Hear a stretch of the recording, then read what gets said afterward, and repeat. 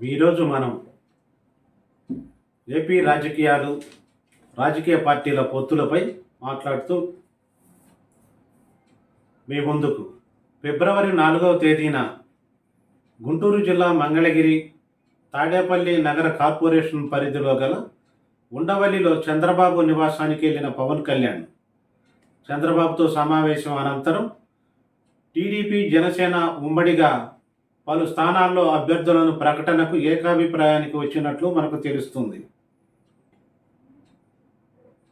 TDP Janasena పోటీ చేసే స్థానాలపై రెండు పార్టీల అధినేతలు ఒక స్పష్టతకు వచ్చినట్లు మీడియా కథనాల ద్వారా మనం తెలుసుకుంటున్నాం. టీడీపీ జనసేన పలు స్థానాల్లో పోటీ చేయదలుచుకున్న ఆశావహులకు నచ్చజెప్పుకోవాలని రెండు పార్టీల అధినేతలు నిర్ణయం తీసుకున్నారట. అలాగే జనసేన పోటీ చేసే స్థానాల్లో టీడీపీ ఆశావహులకు ఆ పార్టీ అధిష్టానం నచ్చజెప్పనుందని, అటువంటి ఆశావహుల రాజకీయ భవిష్యత్తుకు టీడీపీ అధిష్టానం స్పష్టమైన హామీ ఇవ్వనుందనే మాట వినపడుతుంది. అదే సమయంలో టీడీపీ పోటీ చేసే స్థానాల్లో తమ పార్టీ ఆశావహులకు జనసేన పార్టీ నచ్చజెప్పుకోనుందని, టీడీపీ తరహాలోనే తమ పార్టీ ఆశావహులకు రాజకీయ భవిష్యత్తుపై జనసేన హైకమాండ్ భరోసా ఇవ్వనుందనే ఇరు పార్టీల అధినేతల ఏకాభిప్రాయంగా ప్రచారంలోకి వచ్చింది. రాజకీయ పార్టీల్లోని ఆశావహులకు నచ్చజెప్పిన తరువాతే ఆయా నియోజకవర్గాల అభ్యర్థుల జాబితాలు ప్రకటించాలని చంద్రబాబు, పవన్ బాబు నిర్ణయించుకున్నారు. విడివిడిగా పోటీ చేస్తే ప్రభుత్వం ఏర్పాటు చేయలేమని పొత్తులు ఏర్పాటు చేసుకున్నారు. ఎవరి బలం వారు నిరూపణ చేసుకోవాలంటే చేసుకోవచ్చు, కానీ ఏ ఒక్క పార్టీ ప్రభుత్వాన్ని ఏర్పాటు చేయలేదు అనే విషయం ఇటు చంద్రబాబుని అటు పవన్ కళ్యాణ్ని వెంటాడుతుంది. అయితే ఈసారి ఎలాగైనా సరే వైసీపీకి అవకాశం లేకుండా చేయాలనేది పవన్ కళ్యాణ్, చంద్రబాబుల ప్రధాన ఉద్దేశం. జనసేనాని మొత్తం 32 సీట్లు అడుగుతున్నట్లు సమాచారం తెలుస్తుండగా, సుమారు జనసేనకు 25 స్థానాల్లో అవకాశం కల్పించేందుకు చంద్రబాబు సిద్ధంగా ఉన్నట్లు కూడా తెలుస్తుంది. ఇక విశాఖతో పాటు గోదావరి జిల్లాల వైపు జనసేన దృష్టి ఎక్కువగా ఉంది. అక్కడ సీట్లపై జనసేన దృష్టి పెట్టింది. రెండు పార్టీల ఉమ్మడి మేనిఫెస్టో, అట్లాగే సభల నిర్వహణకు ఇరువురి మధ్య ఒక ఏకాభిప్రాయం కుదిరింది. 8వ తేదీన చంద్రబాబు, పవన్ కళ్యాణ్ మరోసారి భేటీ కానున్నారనేది ఇంకా క్లారిటీకి రాలేదు. పైకి ఇరువురు నేతలు వారి ఉద్దేశాన్ని ప్రజలకు తెలియజేస్తున్నప్పటికీ అంతర్గతంగా ఇరు పార్టీల పొత్తుల విధానంలో ఇప్పటి వరకు ఎవరి దారి వారిదేలా వ్యవహరించారు. ఇది అందరికీ తెలిసిన విషయమే.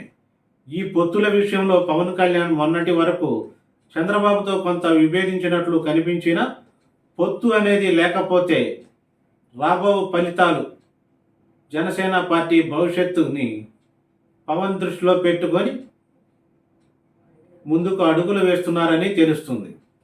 ఇక చంద్రబాబుకి అనుభవం ఉన్నప్పటికీ జగన్ ప్రవేశపెట్టిన పథకాల ప్రభావంతో రేపు విజయావకాశాలు ఎలా ఉంటాయో అనేది బాబును వెంటాడుతున్న సమస్య.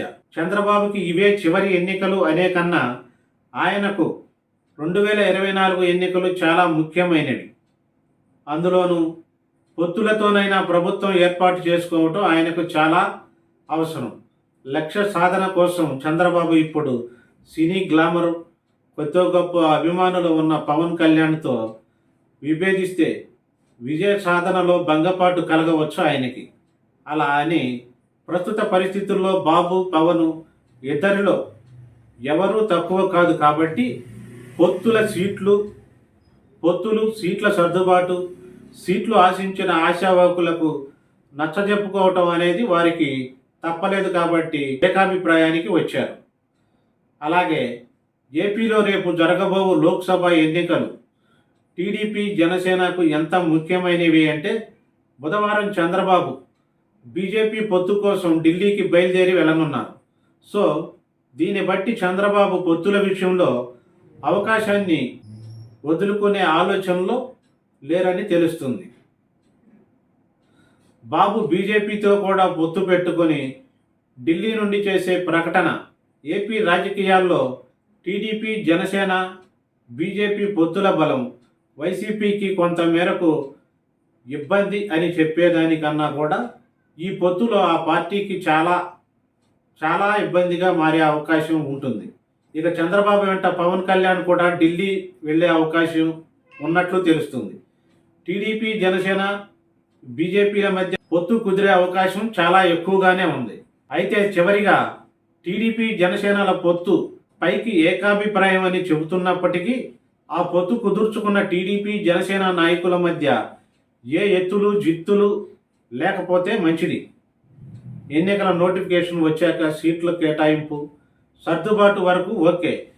ఎన్నికలు జరిగే నాటికి ఈ ఏకాభిప్రాయం అనే మాట, ఈ పొత్తులు నిలుస్తాయా లేదా అనేది చూద్దాం.